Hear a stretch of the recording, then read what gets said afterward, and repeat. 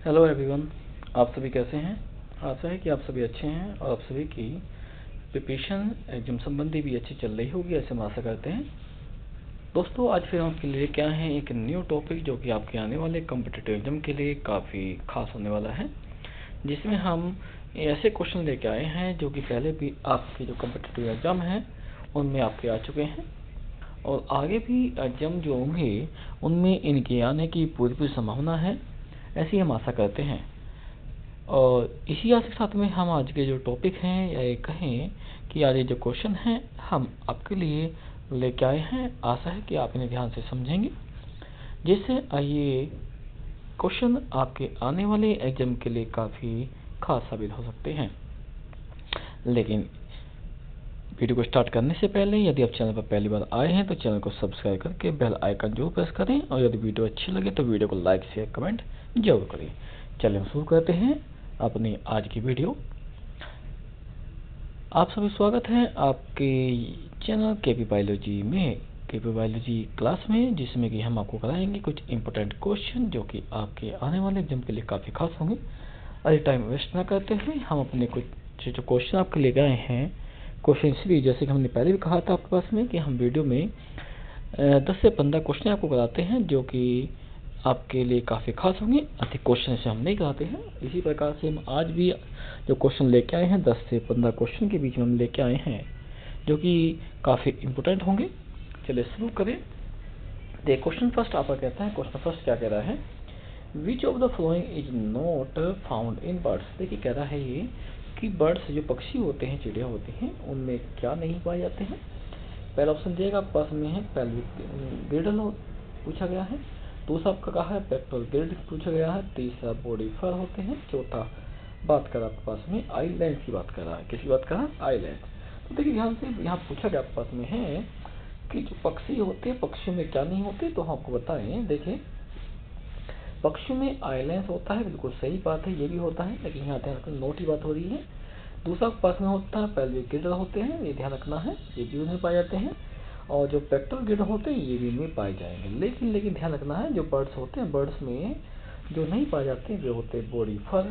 Body फर यानी जो शरीर होता है, शरीर पर जो बाल होते हैं वे नहीं मिलने वाले हैं। ये कारण क्या होता है कि जो बर्ड्स होते हैं बर्ड्स में चीज़ें नहीं मिलती, और बाकी जो चीज़ आपका जैसे कि पेल्विक गिल्डल है, पेक्टोरल गिल्डल है और आइलैंड है, ये तीन चीज़ें क्या होती है इसमें पाई जाती है। लेकिन ओनली क्या आपके पास में है, केवल अकेले बॉडी जो फर होंगे वे इसमें नहीं होते, क्योंकि यहाँ पूछा गया नहीं पाए जाते हैं। तो ध्यान रखना है आपका क्वेश्चन नंबर फर्स्ट का जो सही आंसर आपका होगा वो होगा ऑप्शन नंबर 3, इसका सही आंसर होगा। ओके, तो हम चलते हैं अपने नेक्स्ट क्वेश्चन की ओर। क्वेश्चन नंबर सेकंड क्या कह रहा है, कह रहा है pneumatic bone is found in. ये कहता है कि न्यूमेटिक बोन्स होती हैं वे किसमें पाई जाती हैं। पूछा गया पास में स्नेक में, राना टिगरीना में। देखो राना दिया गया है, राना का पूर्ण नाम होता है टिगरीना है, टिगरीना है, यानी कि आपका ये एक फ्रॉग होता है। क्या होता है? फ्रॉग होता है, ध्यान रखना है। नेक्स्ट आपके पास में है स्पैरो है, चौथा ऑप्शन देगा पास में व्हेल है। तो देखो हम बताएं कि जो न्यूमेटिक बोन होती हैं, जो न्यूमेटिक बोन होती हैं वो किन में पाई जाती है। देखो स्नैक में तो ये नहीं होती है पास में, हम कहें। अब दूसरी बात हम कहें ज़्यादा टिगरीना है, देखो इसमें भी नहीं मिलने वाली है। और जो व्हेल होते हैं उनमें चीज़ ध्यान रखना है नहीं पाई जाती हैं। ये उनमें मिलती है जिनकी जो बॉडी होती है, बॉडी की जो बोन्स होती है वो होलो होती है। होलो यानी खोखली होती है, ध्यान रखना है। क्या होती है? कैसी होगी? खोखली होगी, ध्यान रखना है, यानी होलो पाई जाती है। और आप जानते भी हैं कि होलो इन जो खोखली होती है वे इसलिए होती है कि जब इसमें एयर आती है, क्या आती है? एयर आएगी तो क्या करते हैं वे इनकी बॉडी के वेट को काफ़ी हल्का कर देते हैं, जिससे कि इन्हें फ्लाई करने में हेल्प मिलती है। तो अब बताइए जो फ्लाई करने में क्या व्हेल फ्लाई करती है? क्या राना टिगरीना फ्लाई करेगा? क्या स्नैक करेगा? बिल्कुल नहीं ना। तो ध्यान रखना है जो यहाँ पे फ्लाई करता है, फ्लाई करने का काम कौन कर रहा है? वो करता पास में स्पैरो करती है। क्या होती है? स्पैरो। तो ध्यान रखना इस कारण से जो न्यूमेटिक बोन्स होती है क्या होती है? न्यूमेटिक जो बोन होती है वो ध्यान रखना है वो किसे मिलती है? स्पैरो मिलती है। व्हेल, स्नैक और राना टिगरीना इनमें न्यूमेटिक बोन नहीं पाई जाती हैं, यह ध्यान रखना होगा। और एक ध्यान रखिए ये क्वेश्चन कई बार आ चुका है और इम्पोर्टेंट मान जाता है, लेकिन में क्या करते हैं हम मोस्टली क्या करते हैं, या तो हम क्या करेंगे स्नैप निशान लगा देते हैं, हम लोग करते हैं। जैसे चलो मानते हैं स्नैप बॉल्स नहीं होती, हम क्या करते हैं, हम राना टेकरीना या हवेली की बात करते हैं। मोस्टली क्या है हमारे पास कुछ जगह हवेली लगा देते हैं, क्योंकि हवेली क्या है आपके पास में, या आपके पास सबसे लार्जेस्ट पीस हमारे पास होती है, ठीक है ना। तो मोस्टली क्या करते हैं इसको लगा देते हैं। लेकिन ध्यान रखना है जो न्यूमेटिक बोन होती है वो किस में पाई जाती है, वो मिलती है आपकी है किस में, वो मिलती है स्पैरो में पाई जाती है। इसमें मिलेगी क्या, बिल्कुल सही ना, बिल्कुल सही है, कहाँ मिलेगी, स्पैरो में पाई जाती है। कौन सी बोन मिलती है, न्यूमेटिक बोन पाई जाती है, ठीक है। जिस कारण से इनकी बॉडी क्या होती है, लाइट फील करती है, यानी एयर को अपने अंदर एंटर करेगी बोन सी, जिससे कि ये बॉडी का वेट हल्का होने से ये फ्लाई यानी उड़ने का काम करते हैं। क्लियर है। क्वेश्चन नंबर 30 बात करें हम। थर्ड क्या कहता है, fish meat is better than the meat of other animals. देखो ये कह रहा है मछली का जो मीट होता है, मांस होता है, अच्छा होता है अदर एनिमल्स के अपेक्षा, बिकॉज इट कंटेन मोर किस होता है। देखो ध्यान से हम क्या करते हैं, यदि मान लीजिए आपको फिश दी जाए और अदर एनिमल्स का मीट दिया जाए, तो हम क्या करते हैं सबसे अधिक फिश को यूज करते हैं। क्यों करते हैं, ऑप्शन आपको दिए गए हैं, क्या इनमें फैट अधिक होता है, क्या इनमें स्टार्च होता है, क्या इनमें प्रोटीन होता है, क्या इनमें वाटर होता है। देखिए हम बताएं कि जो फिश का मीट है, फिश का जो मीट है उसे सबसे अधिक जो पसंद करते हैं, सबसे अधिक जो पसंद किया जाता है ना, उसका पसंद करने का कारण यह ध्यान रखना है कि फैट कम कहें, बिल्कुल नहीं, यदि फैट नहीं होता है। स्टार्च बात करें, बिल्कुल नहीं होगा। वाटर देखिए हम बात करते हैं मीट में, जब मीट होता है मीट में वाटर नहीं मिलता है, ध्यान रखें नॉर्मली देखा जाता है। तो जो फिश है, मछली जो होती है, मछली का जो मीट होता है हम अदर एनिमल्स की तुलना में या कंपेरिजन में इसलिए अधिक पसंद करते हैं क्योंकि इसमें क्या होती है, इसमें सबसे अधिक क्या होता है, प्रोटीन पाया जाता है। क्या पाया जाता है, सबसे अधिक प्रोटीन इसमें पाया जाता है। इसी कारण से क्या कहते हैं, जो फिश मीट होता है, मछली का जो मीट होता है उसको हम सबसे अधिक मात्रा में या कहें कि सबसे अधिक लाइक करते हैं। मान लो आपके पास में अदर दिए जैसे कोट या मुर्गे होते हैं उनका दिया जाए, तो उनका भी पसंद नहीं करेंगे, क्या करेंगे हम फिश को करते हैं। क्यों, क्योंकि इसमें प्रोटीन जो अधिक होते हैं। इसलिए आपने देखा भी होगा कि जो कोस्टल एरिया है जैसे समुद्री जैसे पानी का क्षेत्र होते हैं, वहाँ मिलने वाले जितने भी भाई कहते हैं सिविलाइजेशन है या कहें हम लोग रहते हैं, या वहाँ का जो एरिया है वहाँ पे रहने वाले जो लोग होते हैं सबसे अधिक पसंद करते हैं, खाते हैं, वे क्या करते हैं, वे मीट को खाते हैं। और किसका मीट खाएंगे, वे खाएंगे फिश, मछली को पसंद करते हैं, क्योंकि उसमें प्रोटीन सबसे अधिक ज़्यादा पाई जाती है। टेस्ट क्लियर, तो ध्यान रखना है। यदि कभी ये पूछे जाए क्लास में कि बताइए सबसे अधिक प्रोटीन किस में पाई जाती है, तो ध्यान रखना पास में किस में मिलेगी, वो मिलेगी फिश के मीट में मिलती है, यानी फिश में मछली जो होती है सबसे अधिक पाई। इसलिए देखा भी होगा जब मान लीजिए आपके पास में हमारी आंखें कमजोर जाती हैं, आंख की रोशनी कम होती है, तो क्या कहते हैं कि जो मछली का लीवर है उसके लीवर का जो तेल होता है उसे इस्तेमाल कीजिए, जिससे क्या हुआ पास में हमारी आंखों की रोशनी बढ़ेगी, हमारी ग्रोथ होगी। तो क्या होती है इसमें इसलिए यूज करते हैं क्योंकि इसमें सबसे अधिक क्या होती है, सबसे अधिक इनमें क्या मिलेगी, सबसे अधिक इनमें प्रोटीन पाई जाएगी। ठीक है, तो ऑप्शन नंबर 3 हमारा सही होगा। अब चलते हैं अपने क्वेश्चन नंबर 4 की ओर चलते हैं। क्वेश्चन नंबर 4 क्या कहता है हमें, 4 कहता है, ये कहता है हॉर्न टोड इज ए, जो हॉर्न टोड है वह क्या है, रेप्टाइल है, रेप्टाइल एक सरीसृप हो गया, एम्फीबियन है, ओवेचर हो गया, फिश मछली हो गई, मैमल्स स्तनधारी हो गए। देखिए हम जानते भी आपके पास में हैं कि रेप्टाइल किन्हें कहते हैं, जो रैंक पे चलने वाले, जैसे आपके पास लिजार्ड मछली, छिपकलियाँ होती है, इस तरह के होते हैं। एम्फीबियन वे होते हैं जो पानी के अंदर पानी के बाहर दोनों तरफ रहते हैं। मछली फिश जानते भी पानी में रहती है, और मैमल्स स्तनधारी होती है जो कि अंडे न दे करके बच्चों को जन्म देते हैं। तो आपको बताना ही है कि आपके पास यहाँ देखो हॉर्न टोडी बात कर रहा है, तो टोडी बात कर लीजिए आपके पास में। टोड क्या आपका, ये आपका हम सर्दी भाषा में इसे हम फ्रॉग ही कहते हैं। क्या कहते हैं, फ्रॉग, लेकिन अलग अलग स्पीसीज इनकी होती है, इस कारण से अलग अलग नाम इनको देते हैं। तो क्या है, पूछा गया है कि आपके पास में जो हॉर्न टोड है, क्या है, हॉर्न टोड है, वह क्या है, हॉर्न टोड है क्या। देखो पहली बात करें हम फ्रॉग की बात करें, हम जानते हैं कि जो फ्रॉग होता है, फ्रॉग क्या आपका वो एम्फीबियन होता है, एम्फीबियन पानी के अंदर भी रहता है, पानी के बाहर भी रहता है। ठीक है, उसी प्रकार ध्यान रखना है जो हॉर्न टोड होता है, जो हॉर्न टोड है वो ध्यान रखें, वो कहाँ होता है, वो आपका पानी के अंदर भी रह सकता है, पानी के बाहर भी रह सकता है। इसलिए क्या होगा, ये आपके एम्फीबियंस होंगे, जिन्हें हम कहते हैं उभयचर। यानी उभयचर कौन होते हैं, जो पानी के अंदर और पानी के बाहर डुअल लाइफ, इन दोनों जीवन जीते हैं, वे क्या होते हैं, वे आपके एम्फीबियन होते हैं। क्या होते हैं, एम्फीबियन होंगे। इसलिए क्या होगा कि जो आपका हॉर्न टोड है वो आपका एम्फीबियन होता है। क्या होता है, एम्फीबियन होता है। क्लियर है।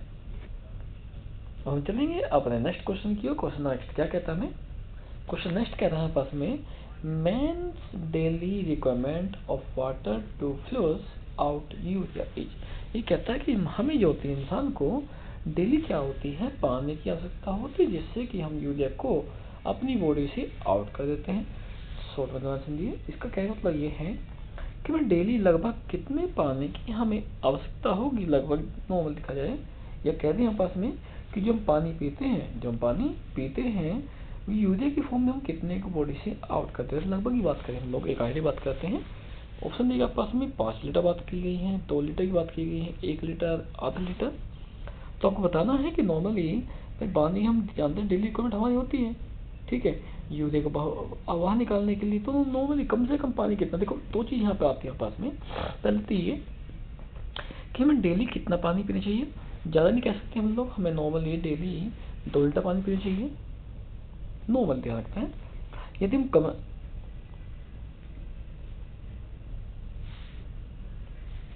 यदि हम ये कहें कि कम से कम पानी कितना, देखो 1 लीटर कम से कम यदि हम पीना है, तो तब भी हमारी बॉडी एक नॉर्मल वर्क कर सकती है, नॉर्मल वर्क कर सकती है। तो यहाँ पूछ रहा है फ्लोस आउट यूरिया, कि यूरिया को बॉडी से आउट करने के लिए कितने पानी की नॉर्मली आवश्यकता होगी, कम से कम की बात करें हम लोग, तो ध्यान रखना है उसके लिए आपका क्या होगा, वो होगा आपका ऑप्शन नंबर 1 सही होगा। यानी कि 1 लीटर में कम से कम हो सकता है, तभी बॉडी से आउट यूरिया हो सकता है।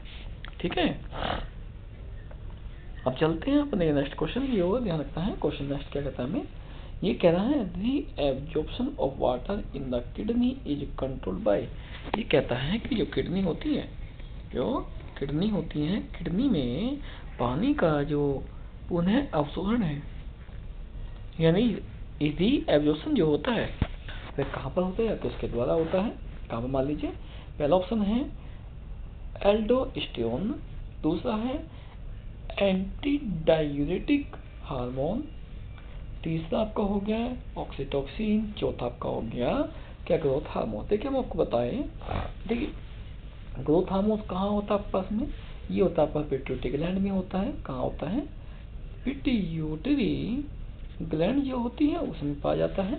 ऑक्सीटोसिन आपके जो होते हैं ओवरी से आपको निकलने वाले हार्मोन्स आपके पास हैं, जो कि आपके सेक्सुअल हार्मोन्स यानी कहते हैं हम डिलीवरी हार्मोन्स भी कहते हैं, पास यहाँ रखना है। लेकिन बातें यहाँ किसकी हो रही है, किडनी की बात हो रही है। तो ध्यान रखना, किडनी में आपका क्या होता है, एक मिलता है आपका हार्मोन्स मिलता है, वो क्या होता है पास में, बोलिए किडनी में कौन सा हार्मोन्स मिलेगा, वो मिलेगा आपका ADH।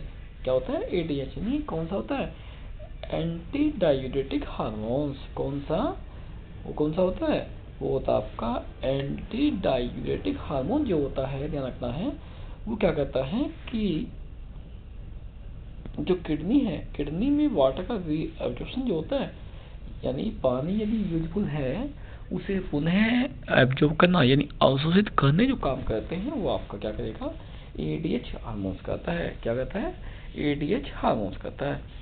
यदि ध्यान रखना इस चीज के लिए, यदि किसी कारण से ADH हार्मोन्स हमारी बॉडी में कम हो जाए, तो आगे चलकर इससे क्या होती है, यूरिन संबंधी काफी समस्याएं बन जाती हैं। ठीक है, क्योंकि हमारे रीअब्जॉर्प्शन वाटर का नहीं हो पाता, और जिससे पानी क्या होता है, अधिकतर हमारी बॉडी से बाहर निकलता है और बार बार हम टॉयलेट भी जाते रहते हैं। ठीक है, अब ध्यान रखना है, क्वेश्चन नंबर नेक्स्ट चलते हैं। क्वेश्चन नंबर 7 क्या कह रहा है पास में, 7 कहता है, ये कहता है आइडोब्लास्ट स्टोन्स आर, जो आइडोब्लास्ट स्टोन होते हैं वे क्या होते हैं। ऑप्शन दिए गए हैं, क्रिस्टल ऑफ सोडियम क्लोराइड, यानी वे सोडियम क्लोराइड के कण होंगे। दूसरा आपका होगा क्रिस्टल ऑफ सिलिका, या सिलिका कण होंगे। तीसरा ऑप्शन है क्रिस्टल ऑफ कैल्शियम ऑक्जेलेट, कि वे जो कैल्शियम ऑक्जेलेट होते हैं उसके कण पाए जाते हैं। चौथा ऑप्शन दिया गया क्रिस्टल ऑफ पोटेशियम क्लोराइड, कि जो पोटेशियम क्लोराइड है उसके कण ये होते हैं। तो आपको ध्यान रखना है, आपके पास में बताना होगा कि पूछा गया है कि आइडोब्लास्ट स्टोन किन्हें कहते हैं। इन चारों में से बताइए कि कौन सा आंसर सही है।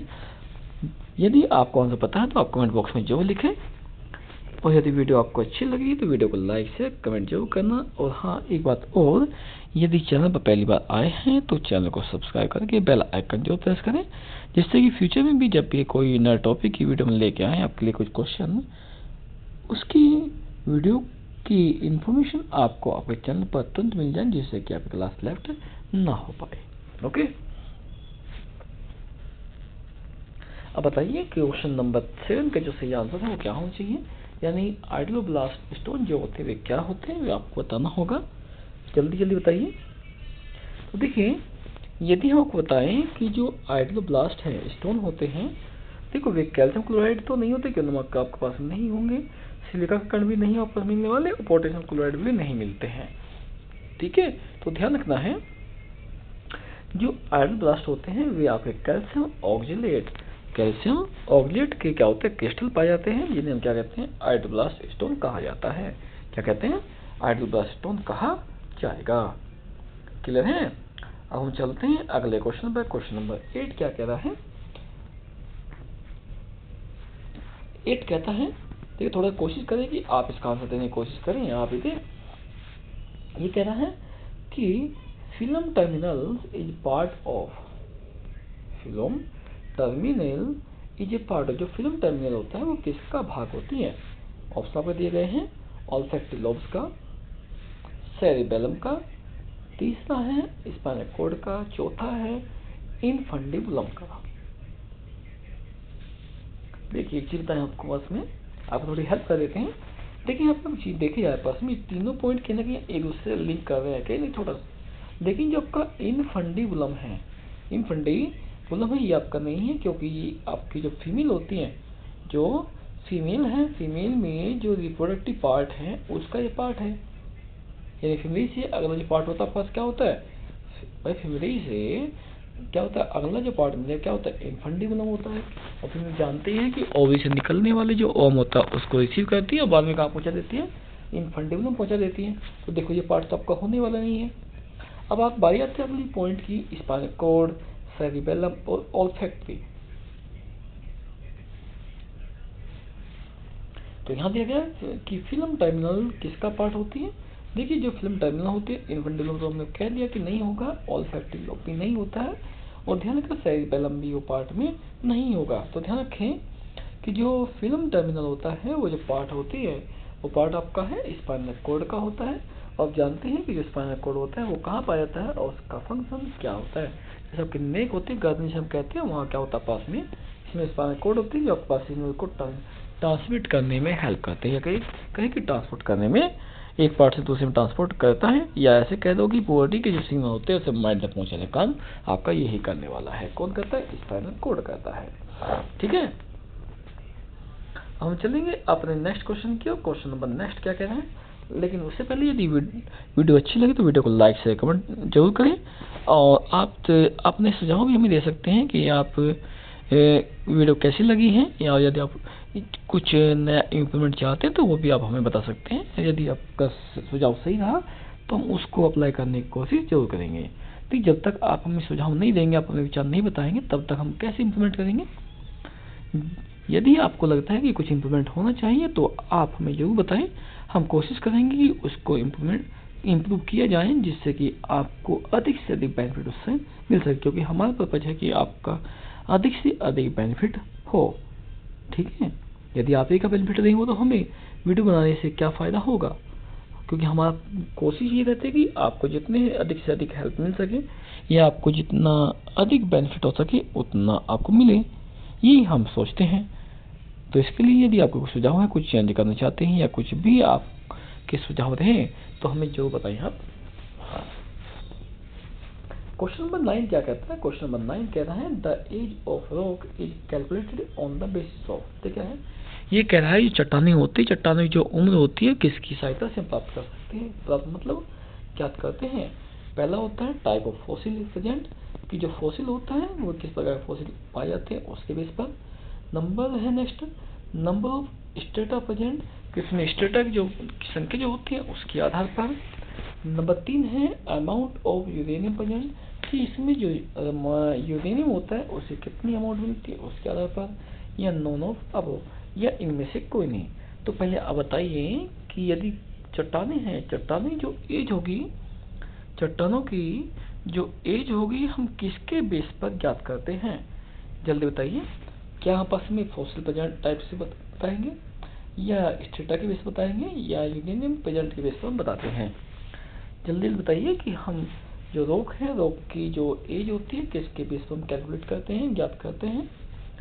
जल्दी है, क्योंकि ये क्वेश्चन आपके पास में एक, जब भी आप टीजीटी पीजीटी का एग्जाम देते हैं तो उसमें मोस्टली इस तरह क्वेश्चन एक आ जाता है आपके पास में। जब 2021 में आया था क्वेश्चन हुआ था, तो उसमें भी आपका फॉसिल से संबंधित एक क्वेश्चन आया था जो रॉक्स से रिलेटेड ही था। तो आप बताइए कि जो चट्टानें होती, चट्टानों की जो एज होती है रॉक की, वो हम किसके द्वारा ज्ञात करते हैं, कैलकुलेट करते हैं? जल्दी बताइए। क्वेश्चन नंबर 9 का सही आंसर दीजिए। तो देखिए, हम आपको बताएं कि जो रॉक होते हैं, रॉक की जो एज होती है जो कैलकुलेट की जाती है, जो रॉक है, चट्टानें हैं, उनकी जो एज होती है वो कैलकुलेट की जाती है। वो कैलकुलेट करते हैं अमाउंट ऑफ यूरेनियम प्रेजेंट। किससे? जो अमाउंट ऑफ यूरेनियम होती है, उसकी जो यूरेनियम है उसके कितने अमाउंट में है, उसके बेस पर ही हम क्या करते हैं कि जो एज है रॉक की उसे हम कैलकुलेट कर पाते हैं। तो क्या होगा आपका क्वेश्चन नंबर 9 का सही आंसर आपका क्या होगा? ऑप्शन नंबर 3 सही होगा। अब चलते हैं नेक्स्ट क्वेश्चन की ओर। क्वेश्चन नेक्स्ट क्या कह रहे हैं? The golden age of reptile is, यानी गोल्डन एज रेप्टाइल को क्या कहते हैं कि रेप्टाइल की गोल्डन एज, सुनहरा काल, या स्वर्ण काल किसे कहा जाता है? जो सही सब होते हैं, जैसे हमारे क्या थे, मगरमच्छ भी कह लीजिए आप लोग, लेकिन उससे पहले क्या थे आपके डायनासोर्स थे। ठीक है, डायनासोर्स देखा था पास में डिफरेंट टाइप का, पास में क्या थे उनके काल आए थे, जैसे हमारे मिसोजोइक था, सिनोजोइक हो गया, पैलेजोइक हो गया, सिनोजोइक है। ठीक है, ठीक। अब आपको बताना पास में होगा कि जो रेप्टाइल है, रेप्टाइल का गोल्डन एज यानी स्वर्ण काल किसे कहा जाता है? इन चारों में से सही आंसर क्या होगा वो आप बताइए। देखो, आप जानते भी हैं लगभग आप अब से 65 में यानी मिलियन ईयर एगो आपके जो रेप्टाइल है, यानी रेप्टाइल डायनासोर हमारे लैंड से डिसअपियर हो चुके हैं, वे हमारे लैंड पर नहीं पाए जाते हैं। तो आपको बताना है जी कि आपके पास में किस काल में, किस टाइम पर जो रेप्टाइल थे सबसे अधिक थे। तो आपको बताएं कि जो गोल्डन एज कही जाती है रेप्टाइल की, गोल्डन एज यानी स्वर्ण काल कहा जाता है, ध्यान रखना है, वो आपका है क्या? वो आपका है मीसोजोइक ईरा है। क्या है? मीसोजोइक ईरा। यानी इस समय जो आपके रेप्टाइल थे वे क्या थे? वे डोमिनेंट थे। डोमिनेंट यानी कह रहे हैं कि लैंड पर सबसे अधिक प्रभावी जो थे आपके पास में, वे आपके रेप्टाइल यानी जो डायनासोर थे वे सबसे अधिक थे। और जिस समय ये सबसे अधिक डोमिनेंट थे उसी समय क्या कहते हैं? उसे हम गोल्डन एज कहते हैं। क्या कहते हैं? गोल्डन एज कहा जाता है। तो कौन सा आपको ऑप्शन होगा? ऑप्शन नंबर क्या होगा? ए सही होगा। ये मीसोजोइक ईरा जो होता है वो गोल्डन एज कही जाती है। क्लियर है? हम चलते हैं अपने सेकंड लास्ट क्वेश्चन क्यों, क्योंकि आज हमको क्या हमने कहा था पहले भी कि 10 से 15 क्वेश्चन हम कराते हैं, तो हम आपको आज 12 क्वेश्चन कराने वाले हैं। तो चलते हैं, ध्यान सुनना। क्वेश्चन नंबर नेक्स्ट क्या कहता है? 11 क्वेश्चन कहता है आपके पास में कि primitive atmosphere of earth was, कि जो पृथ्वी का एटमॉस्फेयर है प्रीमिटिव, वह कैसा था? रिड्यूसिंग था, ऑक्सीडाइजिंग था, न्यूट्रल था या नॉर्मल था? इन जो सबसे पहली बात करें हम लोग पृथ्वी पर जीवन आने से पहले, तो पूछा गया आपके पास में है कि बताइए कि वहाँ का जो एटमॉस्फेयर था अर्थ का हमारी, वो कैसा था? रिड्यूसिंग वाला था यानी घटता हुआ था, ऑक्सीडाइजिंग यानी ऑक्सीकरण वाला था, न्यूट्रल उदासीन था या नॉर्मल एक सामान्य था? तो बताइए, जल्दी जल्दी बताइए कि वो कैसा था। तो देखिए, जैसे जैसे समय बीतता गया वैसे वैसे क्या हुआ, हमारे एटमॉस्फेयर चेंजिंग होते गए। क्या हुआ? एटमॉस्फेयर चेंजिंग होते गए। और चेंजिंग होने क्या मतलब क्या होता है? उसका मतलब ये होता है कि जो एटमॉस्फेयर है वो न्यूट्रल तो नहीं होगा, नहीं वो नॉर्मल होगा। ठीक है, और जब ऐसी बात है क्या, ऑक्सीडाइजिंग भी नहीं होगा। तो ध्यान रखना पास में, जब चेंजिंग होते हैं तो ध्यान रखना है उसमें क्या कहते हैं, उसे कहते हैं रिड्यूसिंग कहते हैं। क्या कहते हैं? रिड्यूसिंग, यानी कुछ ना कुछ बदलाव होते रहते हैं। तो इसका अर्थ हम ये कह सकते हैं कि हमारी अर्थ का जो प्रिमिटिव एटमॉस्फेयर है वो कैसा था आपका, वो था आपका रिड्यूसिंग था। कैसा था, रिड्यूसिंग था। क्लियर है।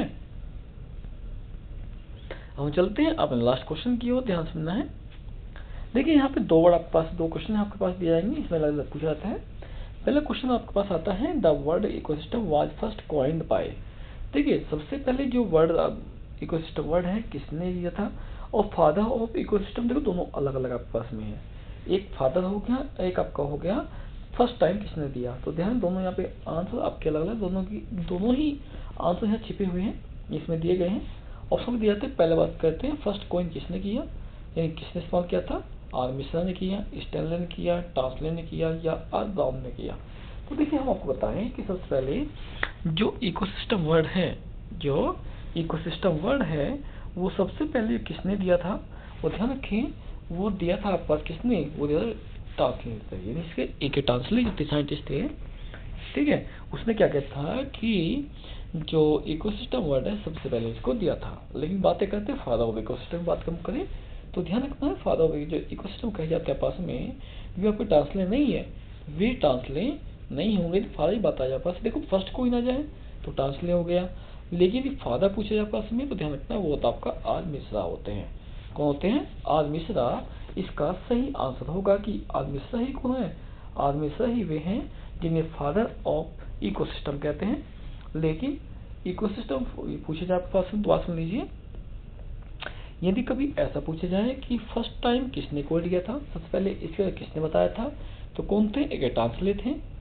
ठीक, कमेंट करने वाले फर्स्ट टाइम कौन थे, एक टास्ले थे। लेकिन ध्यान रखना है, इकोसिस्टम जो फादर हैं, इकोसिस्टम के जो फादर पारितंत्र जो होता है उसके जो फादर हैं वे कौन है, वे हैं आर मिश्रा है। तो ध्यान रखना, मैंने पहले कहा था कि दो क्वेश्चन यहाँ पर है, इसमें एक ही क्वेश्चन में जुड़े हुए हैं, लेकिन दोनों के आंसर भी यहाँ अलग अलग है और दोनों की लैंग्वेज भी यहाँ पे अलग अलग है। अब आशा है कि आपको तो ये क्वेश्चन समझ में आया होगा। यदि किसी तरह से पूछा जाए तो आप उसको बता सकते हो, फादर ऑफ पूछा जाए तो आर मिश्रा कहेंगे, यदि कोइन बाय पूछे जाए पास में तो क्या कहेंगे, एक ट्रांसले कहेंगे। क्या कहेंगे, एक ट्रांसले थे। ठीक है, तो ध्यान रखना है दोनों क्वेश्चन के आंसर भी आपके अलग अलग हैं, लेकिन बने आपको किससे, इकोसिस्टम से ही बने हैं। किससे बने हैं, इको सिस्टम से ही बने हुए, पारितंत्र से बने, जिसे हम पारिस्थितिक तंत्र कहते हैं। ठीक है, और जानते भी पारिस्थितिक तंत्र क्या होता है कि हमारे चारों ओर मिलने वाला जो इन्वायरमेंट है, जहाँ पर लिविंग और नॉन लिविंग, जीवित और अजीवित दोनों तरह के ऑर्गेनिक पाए जाते हैं।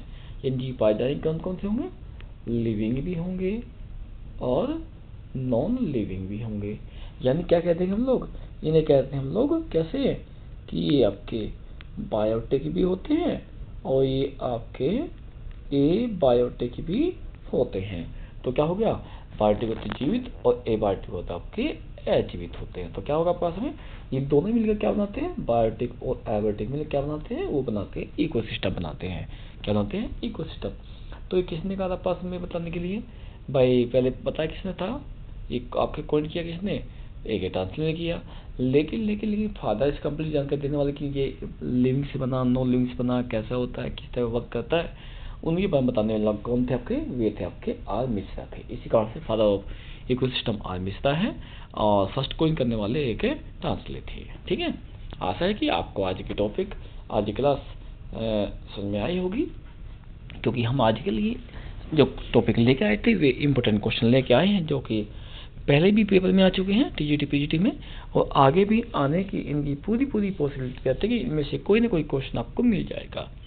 देखिए हम डेली आपके लिए कोशिश करते हैं कि इम्पोर्टेंट क्वेश्चन आपके लिए लेके आए। बस थोड़ी सी आपसे एक रिक्वेस्ट रहेगी कि हमारे उत्साह को बढ़ाने के लिए आप वीडियो को लाइक करें, से जितना हो सकता है शेयर करें, और हमें कमेंट करके बताएं कि आपको वीडियो कैसी लगी है, क्या आप इसमें बदलाव कुछ चाहते हैं या क्या है, मतलब जो भी आपको सुझाव हो आप हमें बता सकते हैं।